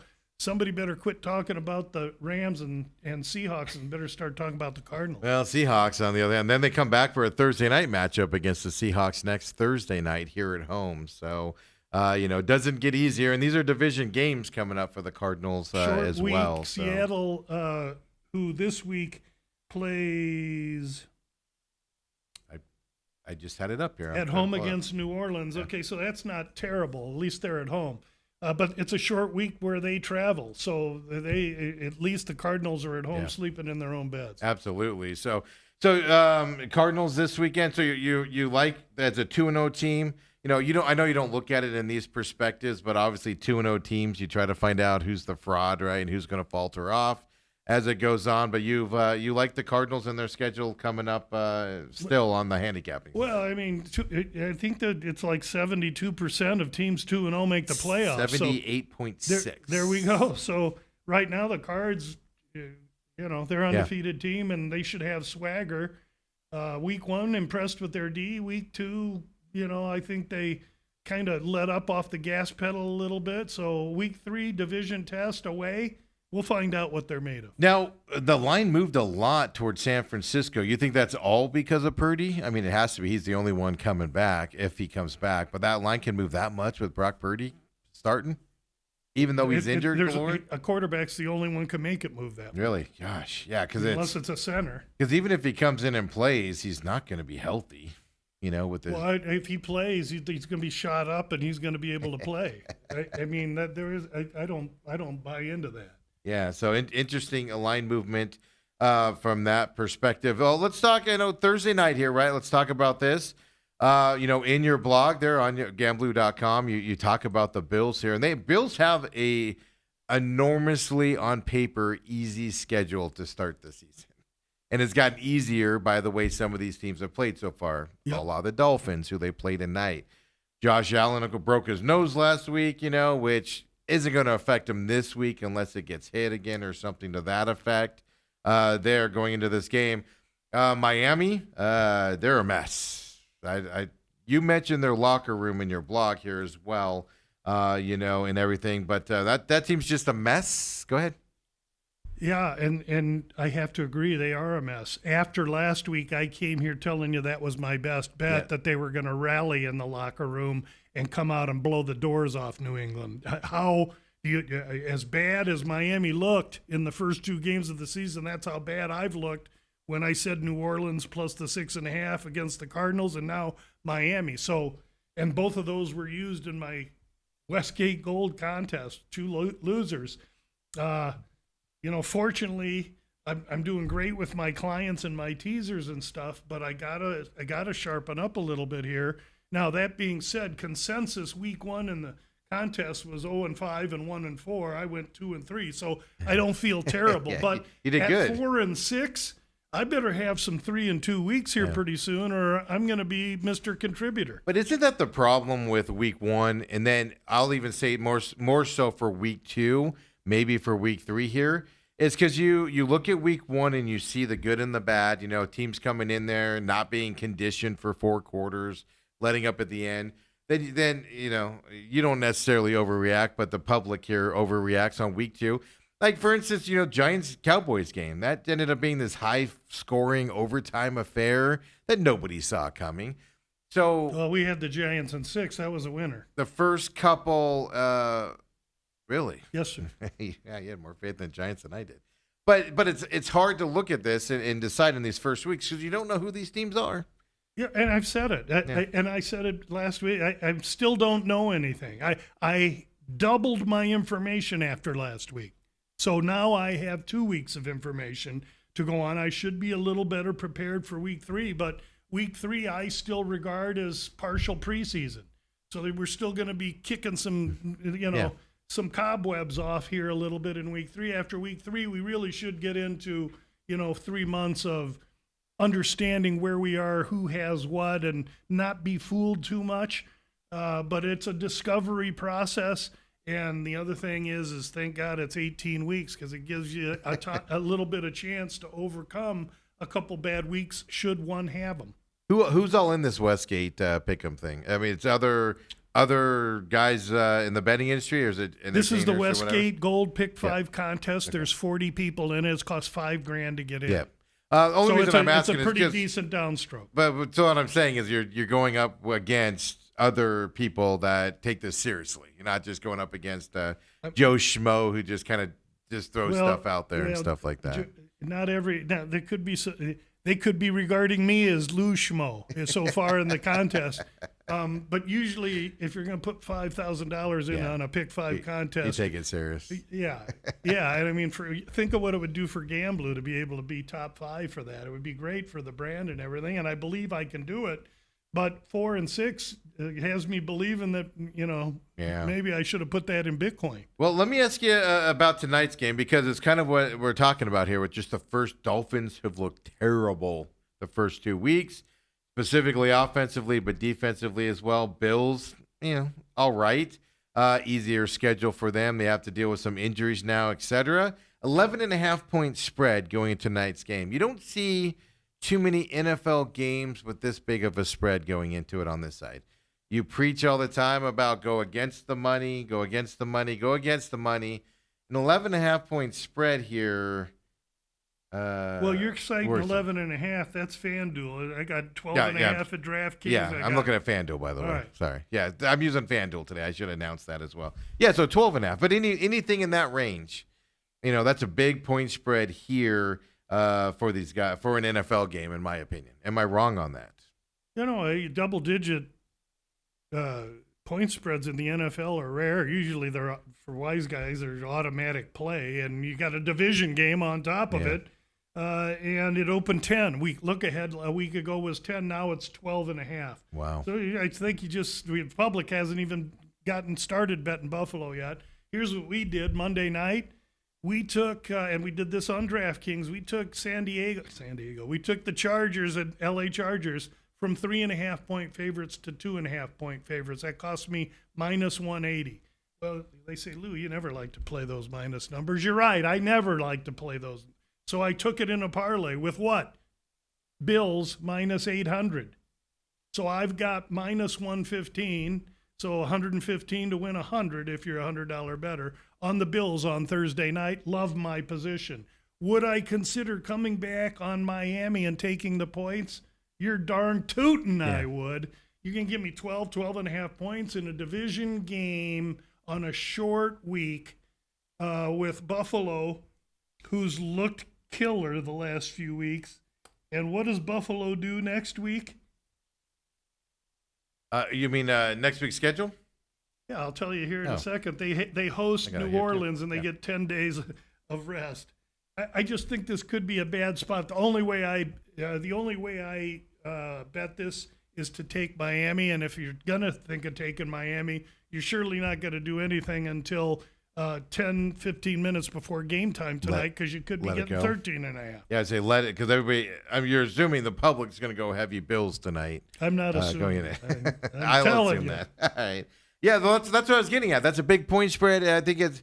I don't want to call it an automatic play, but I think that's an automatic play on the underdog team tonight if it's that big of a point spread. Yeah, I mean, because I used them last week, and my fingertips are still callous from the burns. We'll see. Right now, having the opportunity to hold the Bills, who are minus 850 on the money line at close to even money right now, why jack with advantage? I'm going to sit and enjoy this thing. Yeah, well, that's also the side when you understand- think of that side. Yeah. Let's also understand my biggest bet of the year is the Bills' under season wins. So Yeah. people listening that have that are like, Lou, are you going to address that? I'm looking at the schedule. They're going to be 5-0. You're darn right they're going to be 5-0. At week 6, we're going to look beat. At week 16, I think we're going to be in. Yeah, their schedule gets harder as it goes. Very, very favorable. Much backloaded. Beginning of the season here for Buffalo going into that side. Then you've got Cowboys. I'll just go by your block here. Cowboys, Bears, and Jets here always in the way rankle they on play. them. I know you do because of the ownership side of it. So, starts at the top, goes down through this system. Of those teams here that shocked me the most is the Jets. I didn't think they were going to be playoff material. I thought they would be competitive. Other than the Bills, that division is playable and winnable for the other three teams, to win some games in that thing. And the Jets have just been utter disappointment so far this year, and after two. Talk a little bit about your vision on, can you find things to play on teams that look like they do weekly, or is it just kind of ignore them unless the numbers just go favorable? No, you have to. You have to find the game that if you go to the water cooler and tell your buddies, hey, I'm looking to bet the Jets this week, and they laugh you out of the room, you leave that room thinking, I got a winner. And that's how you have to play the NFL. If you're not willing to, then you're gonna have a tough go of it. I mean, the Jets are going to cover some games. Which ones are they? I don't know. I with the quarterback issue now, we're going to have a new quarterback in, Tyrod Taylor. I would tell you that on my power rankings, Tyrod Taylor is probably the best backup in the NFL. Brissett, I'd put Brissett up there, but I agree with you. I'm not afraid of Tyrod Taylor in the slightest, and I don't think there's a huge drop off there. I think the issue in New York could be that the head coach is a little over his skis sometimes. Remember, Dave Wannstedt was a dynamic defensive coordinator for Jimmy Johnson, wasn't a very good head coach for the Bears. Sometimes you're better off a coordinator. We're still determining that, but surely it's tough to play the Jets. They have the Buccaneers this weekend. That's why I bring them up. Here's the thing that worries me about the Jets: 0-2 and at home. They haven't even been on this is their first road game on the year. So they've already started this season at home, which you get favorable treatment at home, obviously, and things like that. The other thing about the Jets is that worries me about Aaron Glenn, their head coach. First thing Monday morning, I read an article about how the New York media is already getting tired of the way Aaron Glenn handles them. It's never a good sign. That's the New York media. Yeah, that's never a good sign because that means you're going to have to start focusing on the media a little bit more. Because if they turn against you, you're in trouble. It's just another distraction for a team that's on that side is what that tells me from what I'm looking at. But yeah, Jets Buccaneers this weekend. Okay, for them. But let's not run over the situation here. Yep. Jets Buccaneers this week, and it's like, oh yeah, Tampa gonna roll, right? Well, Tampa's on a short week. Yes. Off of Monday Night Football. Who do they play next and week? they come back to win that game Who too. do they play next week? Next At week? home against Philly. Oh, This is a great look spot ahead. Okay. for the Jets. This is a great spot for them. Yeah, don't forget they had to come back to win that game too on Monday night as The well. only So team in the emotional NFL side. that's won their first 2 games on the road by 3 or less points. Yeah, isn't that amazing stat? Which means Had that's Houston in emotional 2.5. wins. Snuck through on that one. For that is a good point. Maybe an overlooked game here coming up for It's the a great Buccaneers. spot for the Jets because Tampa they can't help but look ahead. 6.5 point faves. At least, like I said, I'm using FanDuel right now. I don't know why I loaded that If up. they but win by 2, they're happy. They drink some cold beer and go to practice the next day. You're always railing on the Cowboys, but does last week's 40 whatever point explosion there on the point side tell you anything other than the Giants' defense isn't very good? No, it didn't tell me anything I didn't know. Because they have the Bears this week. That's what I'm asking. Yeah, I think you're looking at another pistola shot. I mean, I think these 2 teams going to score points. You can see what's the total 50. Yeah, Yeah. I thought it was 50. I'm looking it up again 50 right and now a half, because 50. my initial thought was 50. It was like that might be low. Yeah, over under 50.5 right now. Mm-hmm. Yeah, hey, listen, and it's in Chicago. Chicago's going to be desperate. Dallas can score on anybody, and they're going to score points. What's going to hurt them is the lack of an offensive line. They don't have very good running game, although the Williams has looked decent. But the defenses, you can't stop a sneeze. And I think their D is going to make the Bears look good. I'll be pulling hard for the Bears this week because we got that Dallas under 8.5. Yes. And they're 1-1 on the season. I feel good. I feel good about that. I think Dallas has some holes. We'll see. All right, perfect. We already talked Cardinals, Niners, Brock Purdy. Just kind of wait to get the final word on Brock Purdy before you make any moves on that game. If I do, I mean, the If good news is they're going to gamble, there's 16 games. I can choose which Yeah. 3 or 4 I'm going to use. You already know I've got the Buffalo money line going tonight, and so I think I put out one teaser to clients earlier in the week, and that's it so far. This could be two or 3 bet Sunday. Wait. Yeah, I can really lose a lot of money early, and I can make a little money early. I'm looking to just put brick upon brick. I think right now we're up 2 units after 2 weeks, and that's that. I'm good with that. I mean, Danny Dimes, right there with the Colts, shows up, has great first 2 games there with the Colts. They have the Titans this weekend. Cam Ward's look good at times, but they just haven't been able to put it together as a team into the season. They're lacking some guys there. Are the Colts for real, Lou? Yeah, I think the Colts are real. I think the Steichen found a kid he can coach who can fit his offense. That's Danny Dimes. Dimes has looked good. I think this is a interesting game. The look ahead was 2. Now you're looking at Indy at 3.5. It's 4.5 on FanDuel. Yeah. I see a 4 at Circa. Wow. So at the Superbook and Circa, it's 4. At FanDuel and DraftKings, it's 4.5. Yep. What's that telling me? That's telling me that at the public shops, FanDuel and DraftKings, they're betting Indianapolis. And at the sharp shops in Vegas, Westgate, and Circa, they're not betting Indy the way they are at the other shops. So that's what that tells me. Square teams win, sharp teams win. You just got to win. I think that there's an opportunity here for Tennessee in this game. I'll wait and see where the point spread goes. If I wanted to get cute, I'd use Indy in a money line because this is a division game, and I'm really hesitant to take a division team on the road given 4.5, especially in a putrid division like Indy and Tennessee are in. But money line could interest me, and because there's a big minus number there, I'd have to use it in some kind of 1 or 2 leg parlay Going piece. in, yeah, minus 205 right now on FanDuel. Let me ask you this: 4.5 plus 4.5 for the Titans right now, minus 118. Refresh me that gets confused by numbers. Does that mean it's pushing towards 5? Well, no, it means that they're making it hard for you to take the 4.5. They don't want you to take the 4.5. No, right? it's not that they don't want you to. They just want you to pay it. If they're, I was if gonna they, say, they're they want you to figuring- do it, but they want you to pay for it. Okay. I mean, if you're going to beat them on the hook, they want you to at least have to put the 18 out there. Okay, yeah, because I mean that's a big number. Minus 104 on the Colts, minus 4.5 from that side. there as well. So lots of injuries this week, right? A lot of Yeah, you got a lot marks. of quarterbacks out. Yeah. Running You backs gotta- are out. Yeah, you got to keep the kid Jones for Minnesota, Yeah. the quarterback issue in Minnesota. You Yeah. got all kinds of moving plates. So Carson Wentz getting the start there in Minnesota against the Joe Burrowless Bengals. When that type of stuff happens, is it a stay away game? No, I love this game. Okay. I like the backup. The backup for Cincy's done well, Browning. Browning, yeah. And not only that, what happened in Minnesota last year?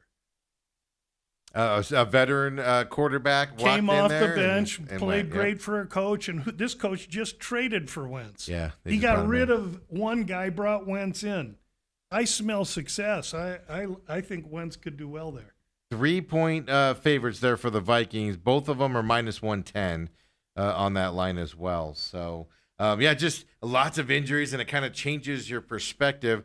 I mean, Jake Browning's not a bad quarterback. It's just if they struggled with Joe Burrow as quarterback, how do you have faith on the backside, right? But on the other side, I mean, J.J. McCarthy only had one good quarter. He was terrible last week and before getting injured for him. So If Minnesota wasn't off a Sunday night game, if this was a regular week for them, just like it was Cincinnati, I'd be doing jumping jacks for Minnesota right now. I like them in this. I don't disagree with you at all. Actually, when you put it that point and you think about it from that perspective, coming up here, between them, then you got 0-2 teams, right? The Texans is a big one out there. Everybody expected them to be a little bit better. They got the Jaguars this week, who are 1-1. I think the Jaguars are the most improved team, and I can't make a break on the Texans on how I feel about them.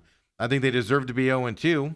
But I don't know if they're going to be able to turn it around with their talent and what they got there. And this week, like I said, playing, in my eyes at least, a much-improved Jaguars team. Jags are 1.5-point favorites right now. Yeah, going into Houston, this this is their second game on the road. So they were on the road last week. Now they go on the road to face a Jacksonville team. And Houston was on the road Monday night. So it's a short week, and they're on the road again against a division rival.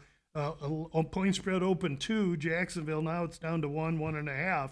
Which means that Houston's getting some love. Mm-hmm. This should be a game just like Houston. Who'd Houston play last week? It was 20-19 or Yes. 21-20. Close That's game. the kind of game I see here. This thing going to be a bunch of field goals, no offense. And 20-19. ugly. It was the Buccaneers. Buccaneers came back. Yeah, That's what it was. I look Monday for the night. exact same kind of game. Now watch the thing will be 43-40. Right. But I see a game like we saw with Houston last week. Why do I say that? Well, for a number of reasons. Because if Houston can't play that kind of game, they're gonna get blown out. They got no offensive line. I don't know how a team in today's NFL starts a season with as shoddy a offensive line as Miami and Texas has started. Houston has started with this year. At the Bengals and it's on that just a list. travesty to the young quarterback who's getting killed. If you remember the young Carr kid that played for Houston years ago, kid was a good quarterback, but you never saw it because he was getting massacred behind no offensive line.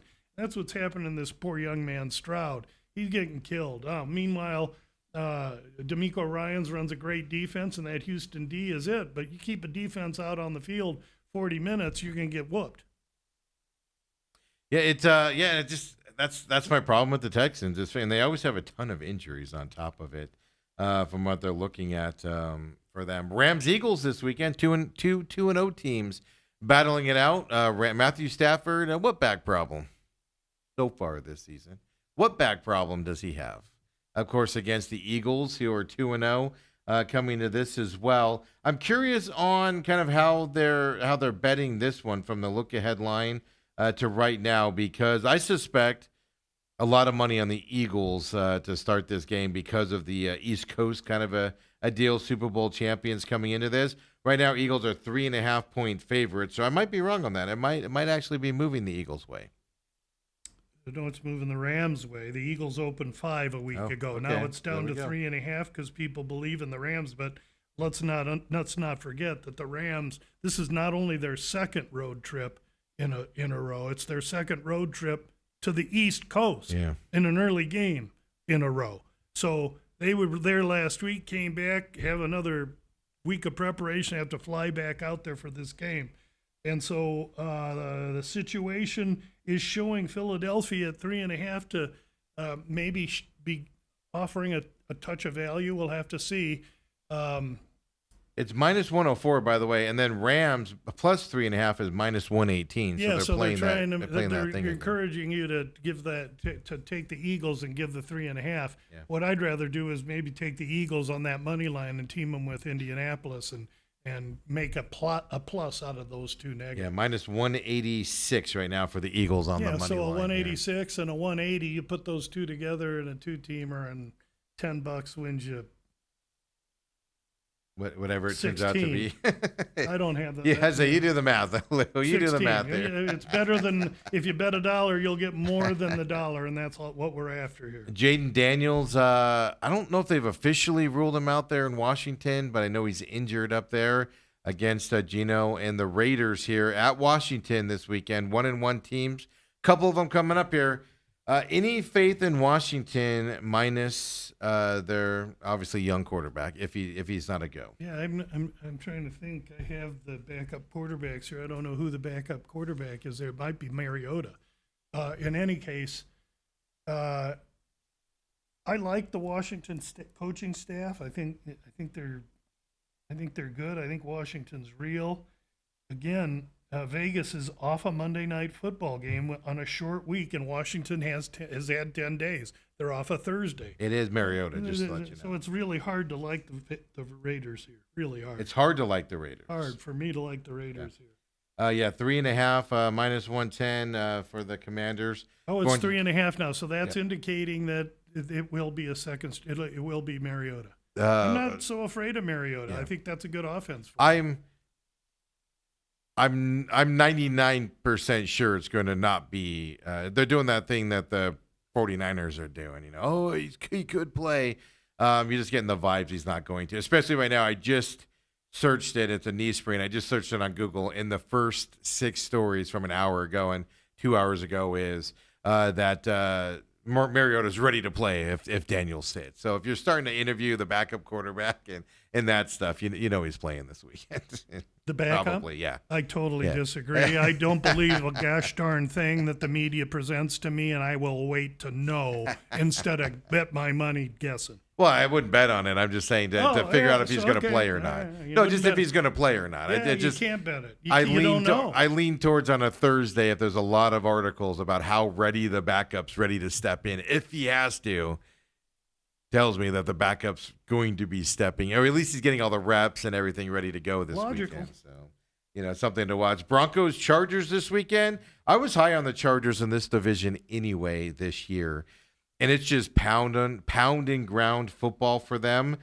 Broncos on the other side. Chargers 2.5-point favorites going into this game here at home against the Broncos.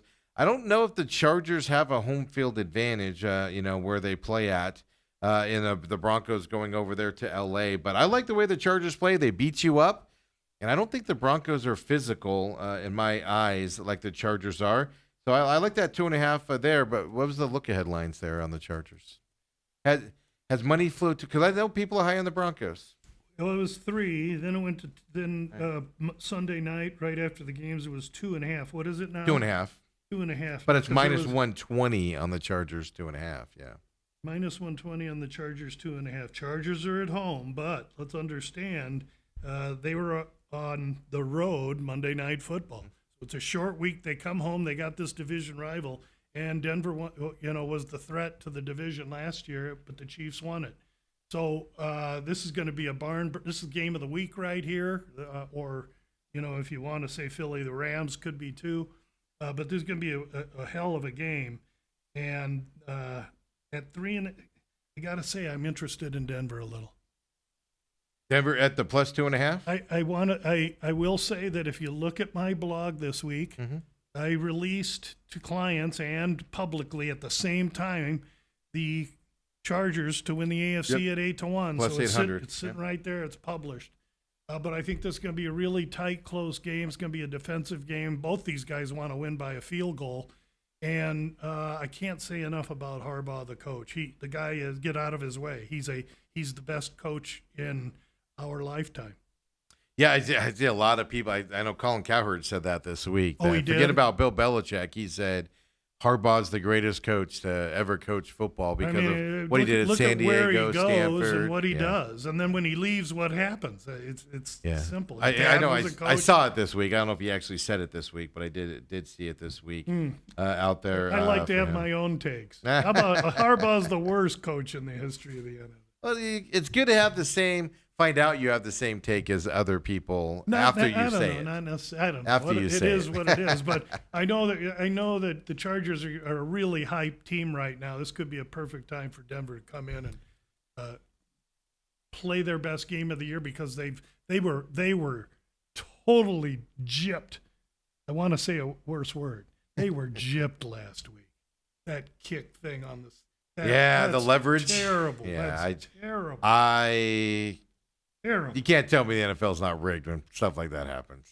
It's got to enter I don't your think mind it's a little rigged. bit. I think you got maverick refs out there that are Yeah. trying to. I don't know. I know it's part of my fun That guy to bring wouldn't that be up. a ref in my league anymore. He'd be gone. Chiefs, Giants. To me, 2 0-2 teams battling it out. Giants put up a lot of points last week. Chiefs have a wide receiver problem. They have nobody to throw to. Kelsey isn't catching balls that hit him in the hands. They're turning into interceptions like it was last week as well. To me, this is only an interesting matchup is if the Giants can go out and score some points, they're going to have the Chiefs on their heels in this game, kind of like they did against the Cowboys last week and things like that. 5.5-point favorites right now for the Chiefs going into this game. Yeah, tough spot. I mean, that's all on reputation, Mahomes and Reed. That's what I was going to ask you. Is Yeah, that the- only because the Giants of the are label? Yeah, the Giants played a good game in Dallas last week, only to get beat at the end there by a world-class kicker that the likes of we've not seen before. So I think that the Giants are a little better than people think, and I think it's a tough spot for Kansas City. By the way, minus 120 on that 5.5 for the Chiefs favorite going into this. So Vegas really doesn't want you going that route unless you pay for it.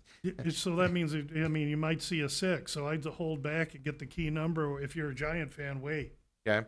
From that side, I just that was my main question. Is that just off of reputation? Because It seems that the Chiefs haven't shown you anything to think they can go out and dominate a game. And to me, in the NFL, a 10-point game is what a lot of good teams should win by moving forward, in my perspective. And when well, you see the good end of the news game. for the Chiefs is that the Giants give up the number one amount of yards to running backs. Yes. And the Chiefs have not been able to run. So Yeah. we should see Hunt and Pacheco a little bit in this game.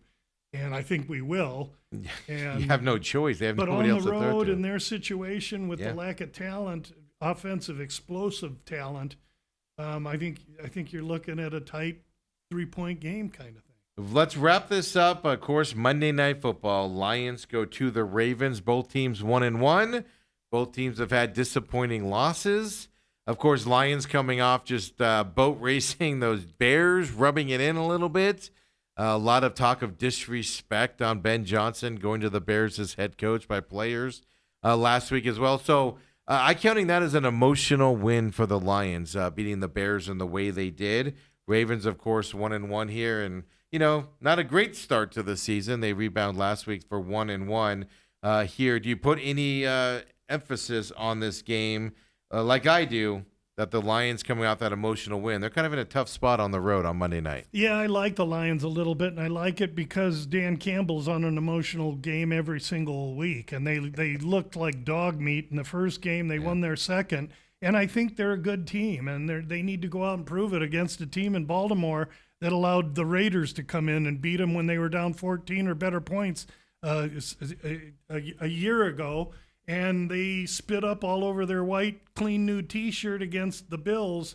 It seems like 6.5. 5.5 on FanDuel. Yeah, so they've been betting Detroit a little bit early. Let's see what happens end of the week with that. I think we could see some Baltimore come back. I think Detroit makes this a tight game. This is a good game here. I really think so. Okay, perfect. Because I just not sold on that. Not that I'm sold on the Ravens offense. They obviously showed that they can falter and allow a team to come back by not continue to put up points and control the ball. But that Lions offense, to me, I know they scored a ton last week against the Bears. Just an emotional game. Kind of worries me. 5.5, I don't know. Yeah, I mean, if you watched them week 1, you're worried. If you watched them I week know. 2, you're exalted. So which one's it going to be? Somewhere in the middle is what I'm going to probably assume, right? Way to stick your neck. It's just, I know. But that 5.5 is what kind of caught my eye in that game here Yeah, on it's Monday. a nothing so. dead number, really. Are you looking for it to? It's plus 5.5, plus minus 112 for the Lions, minus 5.5, minus 108 for the Ravens. Closer to 6, or is it going to go down to 5? I don't know. I'll wait and watch. Again, you got all these bettors going to bet tonight. Then there's college Friday. Then there's college Saturday. By the time they start betting the NFL games, they're half. Well, back. then this is Monday night, so then you got to Right. get through the Sunday Right, games so they- before I you mean, look they're at going it. to prime time. So I got time. Perfect. So there you go, Lou. Football talk here. Wait and see Brock Purdy if he's playing or not before you Cardinals fans start playing on that one out there. Indy money line at minus 205 is where I'll go this week. Indy minus 205 is money line. That's where I'll go this week. Perfect. For Indianapolis, I like on your blog you brought it up. They have an offensive line. They have a running game. They have receivers now. I think I'm not going to say the Colts are winning the Super Bowl, but I'm saying that they are the real deal on this 2-0 start. They're going to have a good season this year. I hope coming so. up. I had a lot of unknown about the Colts this year because I didn't know how the death of Mr. Irsay was going to affect the organization and the team, and it looks like the inclusion of Danny Dimes and the organization are taking this within themselves and bonding, and it looks good right now. We need a few more weeks, but I have suspicions that Daniel Jones can do really well with Steichen. They got a great offensive line, great running back, talented wide receivers, decent defense, weak conference. It's all spelling Exactly. ice cream and cherries on top for Indy right now, but it's early. Absolutely. And as you said on your blog here, take your time, be patient, conduct your own work. You say, unless you simply want to trust you, Lou, and your due diligence, then fire away and enjoy. We'll That's leave right. it at that. Do your own work, trust your process. That's what I do. Lou, as always, thank you. Next week, we'll have UFC from Australia coming up. We'll look at, of course, Week 3 NFL will be in the books. We'll be looking ahead to that Thursday night Cardinals-Seahawks game next time we see you next Thursday. So, folks, come on back then, of course. I'll be back tomorrow at 8 o'clock as well. Main event with Dale Hellestrey. McCollum on Business coming up at 11. Then the Pit Stop Look-Ahead show later on today as well, up as posted here at Robat TV, the YouTube channel, and, of course, free podcast system. So come and join us, folks. We'll see you then. For Lou, we'll see you next time, everybody.